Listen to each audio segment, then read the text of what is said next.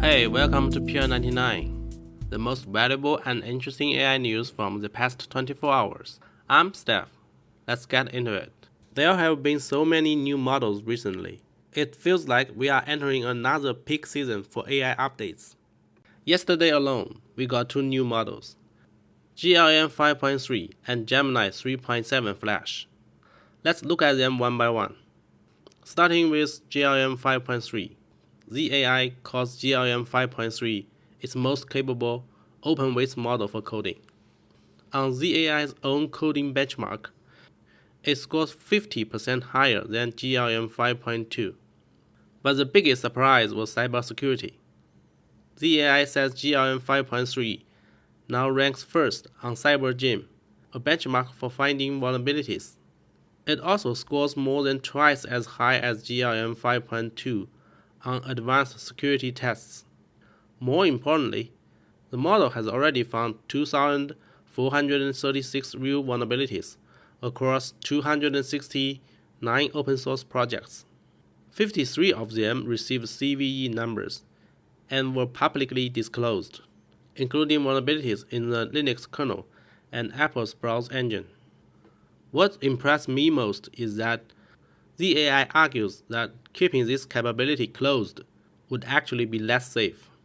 After recent Hugging Face security incident, its position is simple. If powerful attacks are spreading, equally powerful defenses cannot stay in the hands of only a few closed model companies.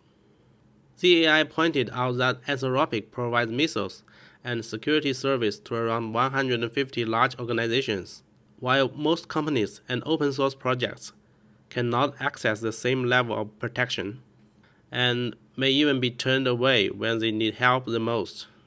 That's impressive. That capability also means the team wants to do more safety testing and hardening before releasing the weights.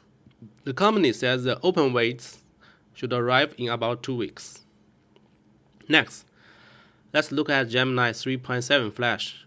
Google says the new model is significantly better than 3.6 Flash at debugging and resolving coding issues.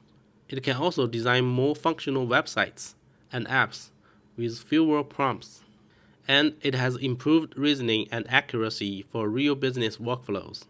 Artificial analysis gives us a few more useful numbers. Gemini 3.7 Flash High scores 56 on its intelligence index, 4 points higher than 3.6 Flash. The standard API price remains the same, but through the end of the year, Google is cut that in half to 75 cents for input and $3.75 for output. That is 30% cheaper than 3.6 Flash and roughly matches MuseSpark 1.2. It is also very fast. Artificial analysis measured about 340 output tokens per second, nearly 3 times the speed of GPT-5.6 Terra and GLM-5.2. So this release is not only about better intelligence. Google is competing aggressively on speed and price at the same time. And OpenAI is also pushing speed. OpenAI has previewed a new ultra-fast mode for GPT-5.6 Sol. The company says it can run at up to 14 times the normal speed. It is launching first in the API for a small group of customers. OpenAI says access will expand to more business as capacity grows. Now let's talk about DeepSeek, because it has been very busy too. Yesterday we talked about the official release of DeepSeek V4 Pro. Soon after that, DeepSeek announced a new pricing system that will take effect on August 17. The API will now use peak and off-peak pricing, and the increases are significant. For V4 Pro during peak hours, uncached input will cost $1.32 per million tokens, while output will cost $3.96 per million tokens. Depending on the category, peak prices are rising by roughly 3 to 12 times. The output price alone is increasing by more than 4.5 times. Even after the increase, DeepSeek is still much cheaper than models such as Claude 5 and GPT 5.6 Sol at standard token prices, but it is not as cheap as before. DeepSeek also made another major move. It open-sourced DeepSeek Harness. In about 1 day, the official GitHub repository received almost 89,000 stars. So what exactly is DeepSeek Harness? The simplest way to think about it is as a base plate for building AI agents, a little like a Lego board. Models, search, browsers, skills, MCT memory, sandboxes, and even the main agent loop can all be added or replaced like Lego pieces. You can combine them to build a coding agent, a research agent, an office agent, or something completely different.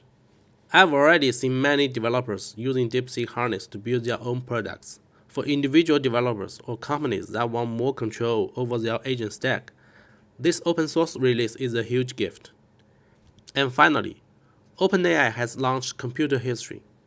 In OpenAI's words, ChatGPT can now remember your activity across the apps and websites on your computer. With computer history turned on, ChatGPT can understand what you have recently doing on your Mac. It can use that context to make future conversations more personal, pick up work with less explanation, and identify repeated tasks that could become skills or scheduled tasks. This feature is optional, which is important. It's extremely useful, but letting an AI learn from your activity across a computer is also something people will want to think carefully about. AI assistants are no longer waiting for us to explain every task from the beginning. They are starting to learn how we work. That's PR99 for today. I am Steph. See you next time.